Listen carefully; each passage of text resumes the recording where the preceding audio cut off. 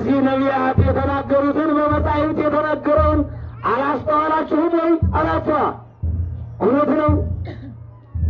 እነ ኤርምያስ ስነ ስቅለቱን አይተው ወድቀዋል እኮ።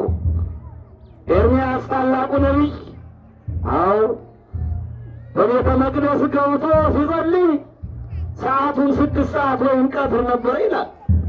ሲጸልይ ጌታ በዕለተ ዓርብ እንደተሰቀለ ሆኖ ታየው። ገና ሳይወለድ እኮ ነው የእኛ ጌታ ለነቢያት አስቀድሞ ምስጢሩን የገለጸ ሞት ነው። በዕለተ ዓርብ እንደሚሰቀል አሰረ ደሙን አሰረ ቅንዋቱን ምን ማለት ነው? የተቸነከረበትን ደሙ እየፈሰሰ ይህን ሁሉ ለማን አሳየው? ለኤርምያስ አሳየው። ኤርምያስ ይሄን በተመለከተ ጊዜ እጅግ ደነገጠና ወደ ኋሊት ወደቀ። ወረዱ ዋርዳይሁ ከመይቅር ዋርን ያለበተጉ ደቀ መዛሙርቱ አቤሜሌክና ባሮክ መምህራቸው ኤርምያስ የሞተ መስሏቸው ቀረብ ብለው ይገንዙት ዘንድ ድርብ በፍታ አቀረቡ። ያን ጊዜ የእግዚአብሔር መልአክ መጣና የተቀበረው ኤርምያስ መሐለወት ነው አላቸው። ኤርምያስ አልሞተም እንዳትቀብሩት በሦስተኛው ቀን ይነሳል ብሎ ነገራቸው የእግዚአብሔር መልአክ። እውነት ነው። ኤርምያስ ሙቶ ሳይሆን እግዚአብሔር እንደሚሰቀል ያን ምስጢር ሲያይ ደነገጠ፣ ወደቀ። ያስደነግጣልና እጅግ የደነደነን ልብ ካልሆነ የእግዚአብሔርን ስነ ስቅለት ሲሰማ የማይደነግጥ ልብ የፈርዖን ልብ ማለት ነው በእውነት። ስለዚህ ኤርምያስ ደንግጦ ነው እንዳትቀብሩት አላቸው። ታዲያ ኤርምያስ ከዚያ በኋላ በሦስተኛው ቀን ተነስቶ ለሕዝቡም ለተማሪዎች በሙሉ እግዚአብሔር እንደሚሰቀል ስነ ስቅለቱን በሙሉ ዕለተ ዓርብን ቁልጭ አድርጎ ነበር ያስተማራቸው በእውነት። ከዚህ ነቢያት ያውቁታል ማለት ነው። እና ምን አላቸው ጌታ? ነቢያት የተናገሩትን አልሰማችሁምን? በመጻሕፍት አልተመለከታችሁምን? አዎ ይህ ሰው እኮ እንደሚወለድ እንደሚሞት እንደሚነሳ በመጻሕፍት ነቢያት ተጽፏል እኮ። ስለዚህ ለምን ተስፋ ትቆርጣላችሁ? ይህ ሰው ቢነሳም ወደ ባሕሪ አባቱ ወደ አብ አድርጓል፣ እኛንም አድኖናል። ስለዚህ እሱ ልትከተሉት ይገባል እንጂ ተስፋ ልትቆርጡ አይገባም ብሎ እያስተማራቸው እየመከራቸው እየገሰጻቸው የት ደረሱ? ኤማውስ ደረሱ። የሚገርመው ተመልከቱ። ደስ ይላል እንዲህ አይነት ጉዞ ምስጢርን እየተወያዩ ሲሄዱት ጎዳናውስ እንኳ አይታወቅም አይደል እንዴ? ድካም የለበት። በምስጢር ማዕበል እየዋኙ የእግዚአብሔርን ቃል እየሰሙ ታዲያ ቀለዮጳና ኒቆዲሞስ ተስፋ ቆርጠው ሲሄዱ የነበሩት ይህ እግዚአብሔር እንዲህ ብሎ ተመስሎ ሲያስተምራቸው ተስፋ ሰነቁ። ተመልከቱ፣ ደስ አላቸውና በእውኑ እኛ ተሳስተናል። ዓላማቸውን አስተውላችኋል አይደል? ካልነበራችሁም ማለት ነው። ዓላማቸው እኮ ቤተ ክርስቲያን ትምህርት አላስተዋላችሁም ያልኳችሁ። ዓላማቸው እነሱ ተስፋ ቆርጠው ወደ ሀገራቸው እየሄዱ ነው። እንግዲህ ወደ ግብርናቸው ማለት ነው። መማሩን ማስተማሩን ተስፋ ቆርጠው እየሄዱ ነው። እንግዲህ እና እሱ የነቢያትን መጻሕፍት እየጠቀሰ ሲያስተምራቸው ደስ አላቸው። ከዚያ እንዲህ ሲነጋገሩ ብዙ ከሄዱ በኋላ እነሱም ጠቀሱለት። በእውነት ከሐዋርያት መካከል እነ ጴጥሮስና ዮሐንስ ትንሣኤውን እናያለን ብለው ሂደው ነበረ፣ ግን አላገኙትም። ከ36ቱ ቅዱሳት አንስት መካከልም ሂደው ነበረ፣ አላገኙትም።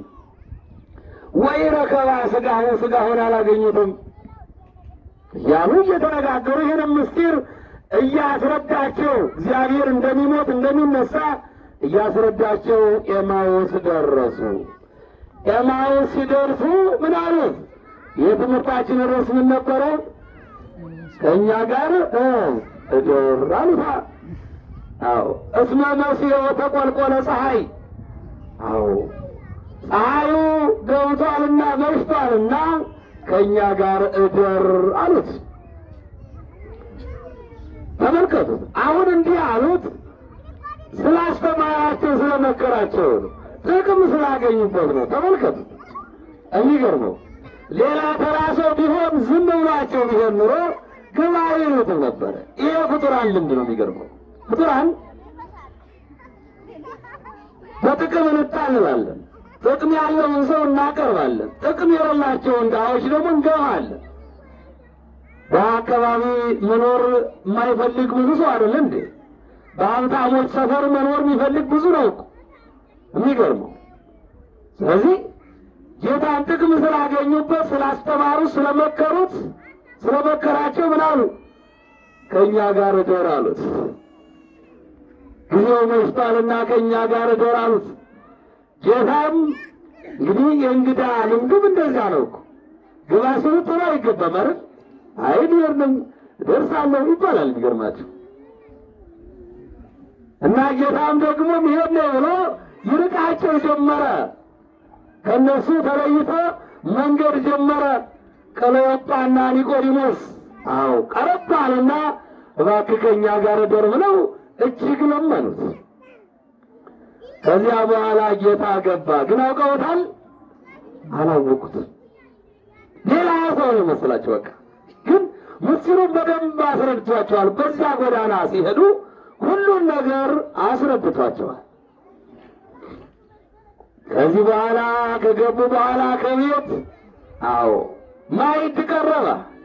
ማዕዱ ሲቀርብ ደግሞ ጌታ አነሳና ባርኮ ምግቡን ሰጣቸው። ምግቡ ተባርኮ ነው የሚበላ። የሚባርክም ታላቅ ሰው ነው። እውነት ነው። ጳጳሳት ካሉ ጳጳሳት ነው የሚባርኩት። ጳጳሳት ከሌሉ ካህናት፣ ካህናት ከሌሉ ዲያቆናት፣ ዲያቆናት ከሌሉ ምዕመናን። እስኪ እንጠይቃችሁ፣ ሴት ይባርካል አይባርክም? አቤት አይባርክም? ድንግል ማርያም አትባርክም እንዳትሉ ነው የምፈራ። አንቺስ ችግር ነው እኮ። ብዙዎቻችሁ በልምድም ይሁን በምን እንጃ አናውቅም፣ ማዕዱን አቅርባችሁ ፊታችሁ የምታማቱ ብዙዎች ናቸው። ትክክል አይደለም። ማዕዱ ነው የሚባረከው። በቃ ሌላ የሚበልጣችሁ በእድሜ ካለ ያኛው ይባርከው፣ መልካም። ከዚያ ውጭ ግን ምንም የሌለ ከሆነ ስመ እግዚአብሔር ጠርተን አሁን ዘበሰማያት ደግመን ማዕዱን ነው መባረክ ያለብን። እኔ ምን አይነት መምህር እንዳስተማራቸው ብዙዎቹ ችግር ነው። ሴት ማዕድ አይባርክም፣ ፊቱን ነው የሚያማትብ። ፊት የሚማተብበት ቦታ አለ እናንተ፣ እሱ አይደለም። ቤተ ክርስቲያን ስንመጣ ስትመጡ ስንደነግጥ ነው ፊት የሚማተበው። ማዕዱ ነው የሚባረከው እዚያማ። ስለዚህ ታላቁ ሆኖ ታይቷቸዋልና ጌታ ያ ሰውዬ እንግዳ ባረከላቸው። ባርኮም ቆርሶ ሰጣቸው። በዚህ ጊዜ ምግቡን ቅምስ ሲያደርጉት ማን እንደሆነ አወቁት ይላል። ጌታ እንደሆነ አወቁት፣ እሱም ተሰወራቸው።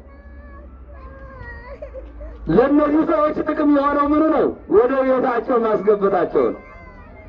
በዚህ ንባባት ውስጥ ላይ ሁለት ጥቅም አለው። የሚገርመው ሁለት ጥቅም አለው። ይህም ብዬ ጨርሳለሁ። አንደኛው ጥቅሙ ምንድን ነው ካላችሁም ቃለ እግዚአብሔርን ለመስማት የዓይንን ልብ ማብራት ነው። ተመልከቱ። አንደኛው ጥቅም ማለት ነው። በዚህ ንባባት በዚህ አንቀጽ ላይ ከምንም በላይ የምንረዳው ሁለት ሀሳቦች ነው። ቀለዮጳና ኒቆዲሞስ ታላቅ የሆነ ነገርን ተረድተዋል። እግዚአብሔር እንደሚሞት እንደሚነሳ፣ ድጋሚም እንደሚመጣ ይህን በግልጽ አይነ ልቦናቸውን አብርተው ማለት ነው የልባቸውን አይን ከፍተው እግዚአብሔርን ስለሰሙ ወይም ያን ነቢይ ስለሰሙ ምስጢሩ በደንብ ገብቷቸዋል። የሚገርመው አንደኛው በዚህ ንባብ ላይ የምንረዳው ቃለ እግዚአብሔርን ለመስማት ልባችን መክፈት አለብን። እዚህ ቤተ እግዚአብሔር ተቀምጠን ልቦናችን አናባክን። በአንድም በሌላም መንገድ ምንም ይሁን ምን አዋቂም ሆነ አላዋቂ መምህር ቢያስተምር የእግዚአብሔር ቃል ነው። በቃ እኛ አይነት ደካማ እጅግ ምሁራን ቢያስተምሩ የእግዚአብሔር ቃል። ስለሆነም ለመስማት ልባችንን መክፈት ያስፈልጋል። የልባችንን አይን ቦግ ካረግነው ቃለ እግዚአብሔር አንድ ቀን ቆርጦ ከልባችን ይገባል። የእግዚአብሔር ቃል ከገባ ከልባችን መስራቱ ቀላል ነው። ለመጾም ቀላል ነው። ለመጸለይ ቀላል ነው። ለመዘከር ቀላል ነው። ግብረ ሰላም ለመጥራት ቀላል ነው። ማህበር ለመጥመቅ ቀላል ነው። ቤተ ክርስቲያን ለመስማት ቀላል ነው ማለት ይታይ የትኛው ስለሆነ የላይኛው ማለት እኛ እንዲህ ብናደርግ ደግሞ ጌታ እጥፍ እንደሚሰጥ በቃ በልባችን አይን ወይም በእውቀቱ ሰርጾናል ማለት ነው። ለዚያ እኮ ነው መጽሐፍ በመንፈስ ያልታደሰ ሰውነትን ይጾማል ይሞታል አለ። አልገባውማ የእግዚአብሔር ቃል ገና ከሆነ ማለት ነው። ስለዚህ የልባችን አይን ማብራት መቻል አለበት። ይኸው ብዙ ጊዜ የተማማር ምን ያዝ ማወቅ ያስፈልጋል። በቃ አሁን ዛሬ ዕለተ እሑድ ነው። መጠና ቤተ ክርስቲያን ምን ይዤ ሄድኩ በሉ እስኪ በእውነት ሁልጊዜ እስኪ ምን ነው የተማርኩት በሉ ስለሚጠቅማችሁ ስለሚጠቅመን ዛሬ በዓሉ ምንድን ነው? ምን የሆነበት ነው? እስኪ ምን ያዝኩ ብለን ራሳችንን የምንጠይቅበት የልባችንን አይን ማብራት ያስፈልጋል። ቀለዮጳና ኒቆዲሞስ የልባቸውን አይን አብርተው ወይም ገልጠው የእግዚአብሔር ምስጢር ገብቷቸዋል። ለእኛም የእግዚአብሔር ምስጢር እንዲገለጽልን እግዚአብሔር ፍቀድልን። አንዱ ይሄ ነው። ሁለተኛው እንግዳ መቀበል ዋጋ እንዳለው ያስረዳል። ተመልከቱ፣ እንግዳ መቀበል ዋጋ አለው። ቅዱስ ጳውሎስም ብሏል ወደ ዕብራውያን በጻፈው መልእክቱ 13:2 ላይ ወኢትርሱ ተቀብሎ ነግድ አለ። ይገርም ነው። እንግዳ መቀበልን አትርሱ አለ። እንግዳ በመቀበል ምክንያት ሳያውቁ ሥላሴን የተቀበሉ አሉና፣ እንግዳ በመቀበል ምክንያት ሳያውቁ መላእክትን የተቀበሉ አሉና። እውነት አስብ። አብርሃም ሥላሴን የተቀበለው በቤቱ ያሳደረው ቤቱን ያስባረከው እንግዳ ናቸው ነው እንጂ እግዚአብሔር ነው ወይም ሥላሴ ነው ብሎ እኮ አይደለም። አስተውሉ ምእመናን፣ እንግዳ መቀበል ምን ያህል ዋጋ እንዳለው። ሎጥ ታላቁ አባታችን በሶዶምና በገሞራ መካከል የእሳት ዲን ሲነድ፣ አዎ እንግዳ ሆነው የመጡት ቅዱስ ሚካኤልና ቅዱስ ገብርኤልን ከቤቱ አስገባቸው፣ እነሱ ማዳኑት። ተመልከቱ፣ እንግዳ መቀበል እጅግ ታላቅ ክብር አለው። ክብር ብቻ አይደለም። እንግዳውን ስንቀበል ቤታችን ይባረካል። ሶና የዮናስ እናት ኤልያስን እንግዳ ብትቀበል ቤቷ በበረከት አልሞላም እንዴ? አስተውሉ እስቲ ምእመናን። ምንም የሌላት አንድ ብሼር ዱቄት ብቻ ይዛ ኤልያስ ሆይ ናግባ ብላ ያንን ጋግራ ቀረበች አይደል እንዴ? ያ ምን የሆነው? ያቺ ብሼር ዱቄት ምክንያት ሆና ቤቷ በሙሉ በበረከት ነው የሞላው። ትጂ እንተቀብ ወቀሱ ትጂ እንታሪስ እያልቅ ብቺ ይህ እግዚአብሔር በእላ መዋዕል አይደል ያለ ኤልያስ። ኤልያስ መለሰ።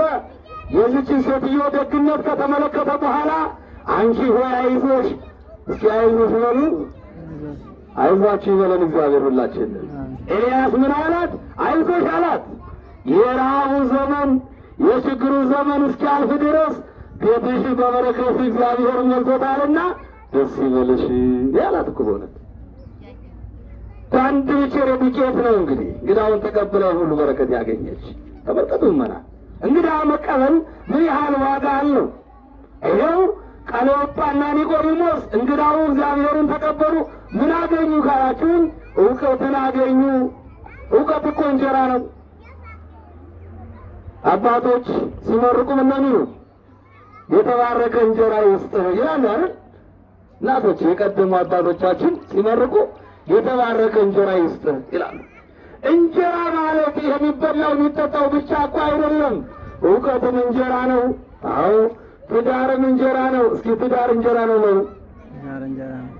አሰብ ልትሉ ነው እንዴ? ትዳር እንጀራ ነው። ይገርማችኋል። ታላቅ ነው። ታላቅ እንጀራ ነው። የተባረከው ትዳር ክርስቶስን አይቷል። የሐና የኢያቄም የተባረከው ትዳር ማንን ማየት ችሏል? እግዚአብሔርን ማየት ችሏል። እንዲህ ነው እኮ ትዳር። ታዲያ ምን ነው? እንጀራ ነው። እውቀቱም እንጀራ ነው። እውቀቱ የተባረከ እንዲሆን ይገርማችኋል። ለሀገር ይጠቅማል፣ ለወገን ይጠቅማል፣ ለሃይማኖት ይጠቅማል፣ ለቤተ ክርስቲያን ይጠቅማል። እውቀት ከተባረከ ማለት ነው። እውቀት ካልተባረከ ደግሞ ሀገር ያሸጣል፣ ወገንን ያስገድላል። ተመልከቱ ይሆናል። እውቀት ስለሆነ ብቻ አይደለም፣ እውቀቱ መባረክ አለበት። እውቀት ሲባረክ ሀገራችንን ይጠብቅልናል፣ ሃይማኖታችንን ይጠብቅልናል፣ ህዝባችንን ይጠብቅልናል። እውቀቱ ካልተባረከ ግን ሀገርን ያሸጣል፣ ህዝብን ያስገድላል። ይገርማችኋል። ተመልከቱ። በሌላ አገላለጽ ስልጣን እንጀራ ነው። ስልጣን እንጀራ ነው። ስልጣኑ የተባረከ እንደሆነ እጅግ የተባረከ ስልጣን እንዴት ሀገር እንደመርኩ አይተናል። እና አፄ ካሌብ እና አፄ ቅዱስ ላሊበላ ለቅዱስ ላሊበላ አፄ አይሉለትም፣ ቅዱስ ላሊበላ ነው የሚሉት። የሚገርመው አፄ ላሊበላ ይባላል። ግን የሳይንስ ምሁራን አላችሁ፣ ቅዱስ ላሊበላ ነው የምንለው እንግዲህ። እና አፄ ዘርዓ ያዕቆብ ዘተሰምየ ቆስጠንጢኖስ የተባረከው ስልጣን ኢትዮጵያ እንዴት ነው ያስተዳደሩበት? የሁላችንም ስልጣን የተባረከ እንዲሆን እግዚአብሔር ይርዳን። እና እንግዳ መቀበል እንዴት ዋጋ እንዳለው ያየነበት አንቀጽ ነው። ተመልከቱት። ሌላኛው ደግሞ ቃል እግዚአብሔርን መስማት ምን አይነት ጥቅም እንዳለው ያየነበት አንቀጽ ነው። ከእኛ ጋር እደር ያስተማረን የመከረን የእግዚአብሔር ስሙ የተመሰገነ ይሁን። እሺ